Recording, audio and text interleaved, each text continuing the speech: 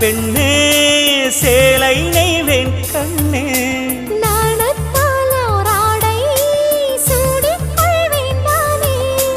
பாயாகும் அடி சொல்லாதே பஞ்சணி புதையல் ரகசியமே சாய்ந்தாடும் சங்கில் துளி பட்டாலும் முத்தாகிடும் முத்துண்டே செம்பூவே பூவே